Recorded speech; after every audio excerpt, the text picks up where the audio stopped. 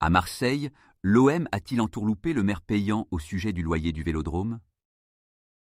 L'Olympique de Marseille, OM, c'est comme le Mucem, le ferryboat et les calanques, c'est une partie du cœur de Marseille qui bat les soirs de match.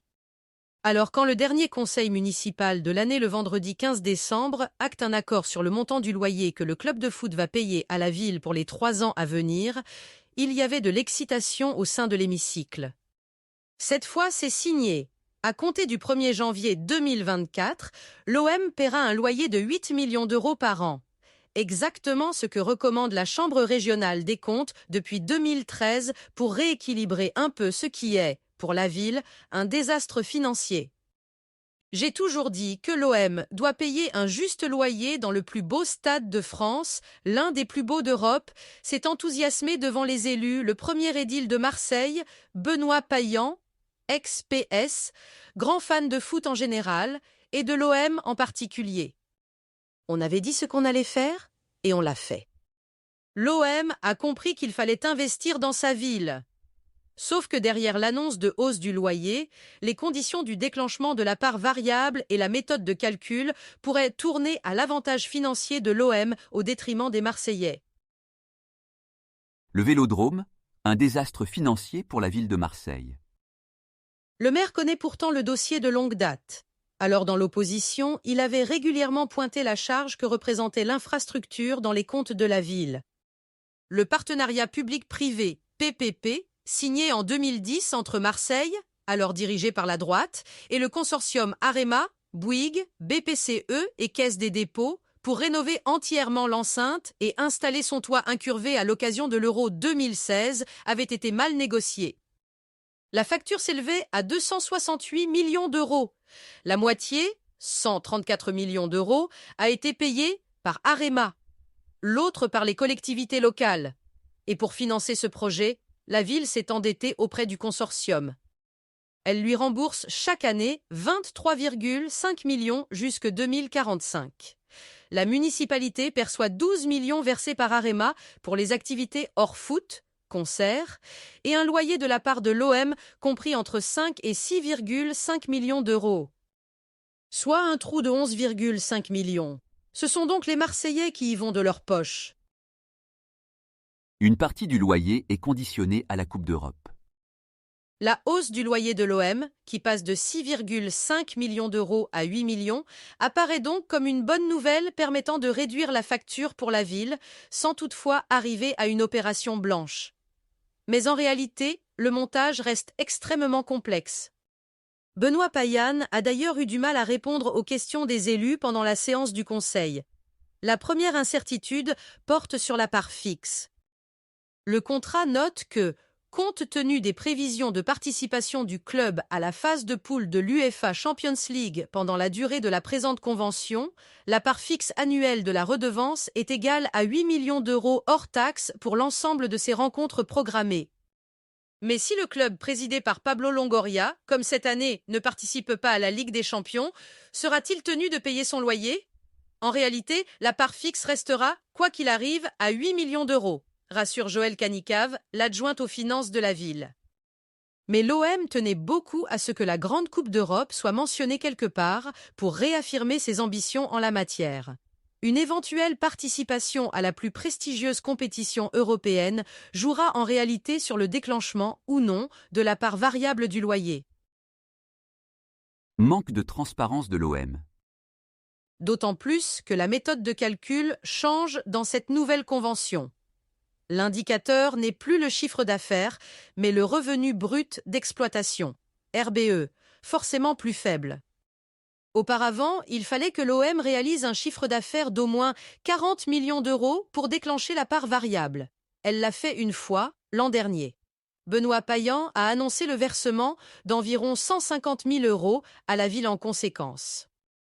Désormais, la part variable est assise sur le RBE hors taxe définitivement encaissé par l'Olympique de Marseille et ou ses prestataires sur une saison sportive concernée dans le cadre d'accords commerciaux, et se déclenchera seulement si l'OM atteint 35 millions d'euros de RBE. Pour rappel, le chiffre d'affaires est toujours plus élevé que le RBE. Autre problème, L'OM ne déclare jamais ce chiffre. Il y a un moment où la puissance publique doit arrêter d'être naïve. Le RBE, c'est du déclaratif. Affirme Mathilde Chaboch, ancienne adjointe à l'urbanisme, aujourd'hui élue du groupe écologiste. Selon ses calculs, pour atteindre 35 millions de RBE, il faut réaliser un chiffre d'affaires de 50 à 55 millions. Finalement, au lieu d'avoir un seuil à 40 millions d'euros, on a obtenu un seuil à 50 millions au moins. Bien joué. Lionel Royer-Perrault, lui aussi élu municipal, maire du 9-10 et député LR, a fait un autre calcul plus inquiétant encore. Le revenu brut d'exploitation, c'est 30% du CA, assure-t-il. Et puis, de quoi parlons-nous? Quel est le RBE en 21 et 22? Pas de réponse du côté de la mairie.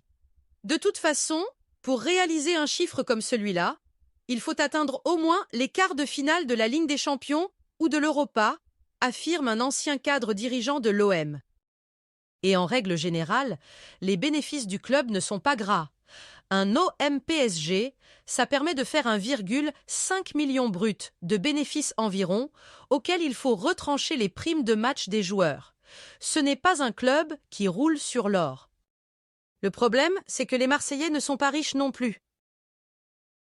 Une mystérieuse enveloppe de travaux à 1,5 million d'euros. Enfin, la question des travaux se pose. La ville s'engage, dans la nouvelle convention, à rembourser la moitié des travaux engagés par l'OM pour le stade, dans une limite maximale de 1,5 million d'euros par an. La part fixe du loyer passe de 6,5 millions à 8 millions, mais le club a l'autorisation de dégrever le loyer de 1,5 million d'euros de travaux dont l'utilité publique n'est pas prouvée. S'agace Mathilde Chaboch. Et puis le stade a été rénové il y a moins de 10 ans, et il serait déjà dégradé?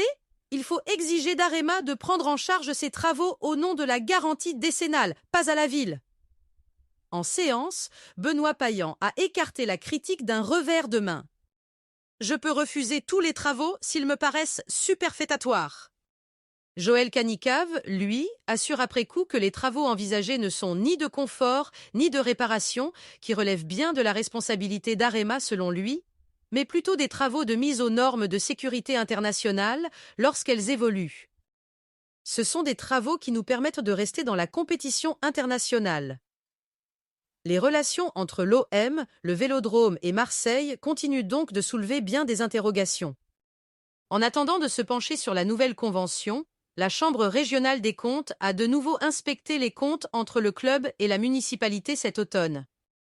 L'enquête s'est terminée il y a quelques semaines. Le rapport provisoire devrait être envoyé aux parties prenantes d'ici 3 mois, leur laissant le temps d'y répondre avant publication définitive aux alentours de l'été. Or, le maire, sibyllin, a lancé une étrange phrase qui sonne comme une menace en direction des élus de droite, dont les multiples questions ont visiblement agacé Benoît Payan. La Chambre se pose des questions, vous savez. Avant, il semble qu'on payait 1 million par an pour les travaux sans le moindre contrôle. Pour l'OM, c'était all-in pendant des années. Reste à savoir si le discours offensif de Payan ne se retournera pas